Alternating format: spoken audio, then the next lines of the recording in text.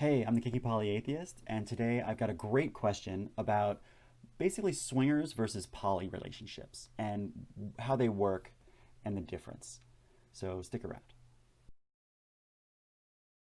Hey, I'm the Kinky Polyatheist. Welcome to the show. We dispel shame around relationships, sex, and spirituality. I want to answer all your questions out there, whether you're poly or monogamous. So go ahead and drop your questions in the comments below or send me an email at ask@kinkypolyatheist.com and I'll get to you as soon as I can. Like, share, and subscribe. And also, if you've got some friends who are not poly or not kinky or not atheist and they have questions, feel free to send them my way. I would love to answer them for them so you don't have to constantly be all up in and answering all your friends' questions, which can sometimes cause a little tension.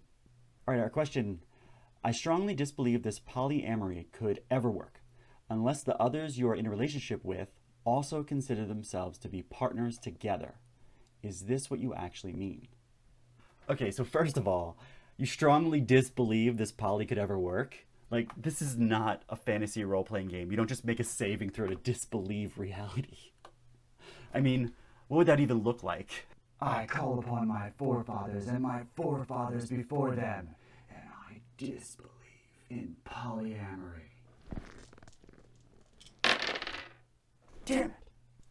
All right, so all joking aside, I need to call out that that was an assumption and an opinion, and you are allowed to have opinions. Your opinions are valid. Your emotions are valid too while I'm talking about it. But it changes when you start to take that opinion and those emotions and try to dump them on someone else as if they are fact, because they are not. The reality is there are thousands, millions, billions of poly relationships out there, and they do work. You just haven't tried it. So yeah, you're welcome to your own opinion. Don't push it on others, and don't assume it's fact. So getting back to the core of the question, which is you don't think this would work unless the other couple involved also had a committed relationship. So it sounds like you're talking about swingers, maybe? So okay, so first of all, there's a concept of how much intimacy you want in a relationship with other people. So for example, when you go to a party and you have friends there, you have friends that you are really tight with, and you have friends that you are not. And it's not like any of that's good or bad, it just is. So you've got a friend that maybe you talk baseball with every now and then, but that's kind of it. And you've got another friend where you talk about life events and kids and, dreams, that sort of stuff. You don't want the baseball friend to be the guy you talk about life and dreams with because they're just into baseball and that's really your only connection. Plus, you don't really feel any trust or intimacy or something. There's something missing there. But baseball's great, so you leave it like that.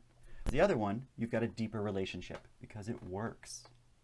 So what I'm trying to get at here is there's a spectrum. It's a scale. How much involvement do you want with someone? From no involvement to intimacy and let's move in together. Swingers a lot of times favor little commitment, little involvement in intimacy. So for example, you've got some friends or you meet some people at a party or something like that. You and your partner are looking for fun and you happen to run into some people that seem like you are kind of fun and you kind of you hook up and you may not ever see each other again. But you're safe, you're consensual, there's condoms, birth control, all that fun stuff, and you have a great time. And that's it. It's nothing but a little bit of fantasy fulfillment for you and your partner and for the other couple. That's much different than a poly relationship. A poly relationship, there's a lot more connection involved. There's a lot more friendships, there's a lot deeper stuff. So for example, you might go to a party and meet another couple that seem interesting, that you have some kind of interest in or overlap in, and invite them out for coffee next week and see them 3 or 4 times and realize they're cool people and you like doing stuff together and then you get more intimate with them. So you end up kind of dating this other couple. It's very different. So you might invite them out for coffee. You might get together a couple times. You might go on a hike together. You might go to movie night. Like, you might realize that you have some stuff in common and you get along great. And because of that, you have a deeper connection with these people, and sometimes it turns into more.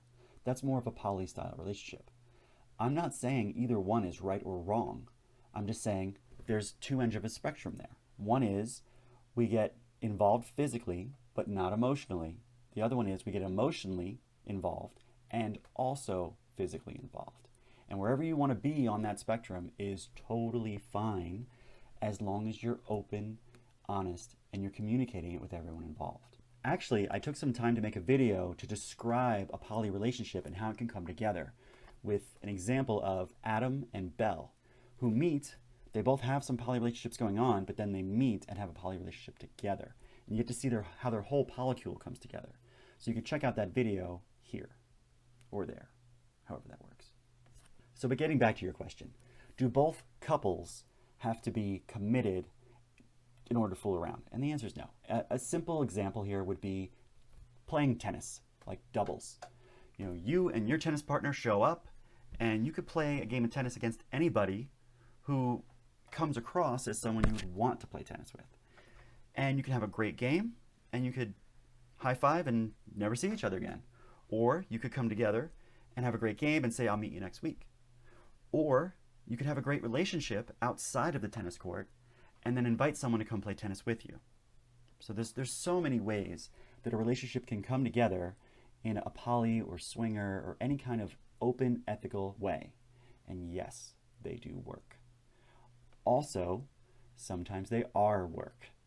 Relationships are not always easy. Try to. So in the long run, though, I encourage you to do what's right for you. If you're monogamous, be monogamous and date monogamous people. If you're interested in poly, or if you want to experiment, find people who want to experiment, who have more experience than you. And if you're poly, enjoy. Do you know anybody who is a swinger or has a poly relationship and it's working for them? Or maybe you're a swinger or you have poly relationships and they're working for you? Can you just drop something in the comments that say, hey, I know someone that it works for? Just so people can see that it's not a mysterious thing that doesn't exist or doesn't work. All right, thanks for watching, and I'm happy to answer more questions in the future. Send them to kinkypolyatheist.com or just go ahead and ask them in the comments. You can also direct message me on Facebook and things like that. Also, I highly recommend my previous video, Adam and Belle's Poly Story, which walks through a fictional story about how two people can come together in a poly relationship. There's also the follow-up story, Adam and Belle's Breakup, which I think is also equally as important as how they got together. So yeah, like, share, subscribe, and I will see you guys next time.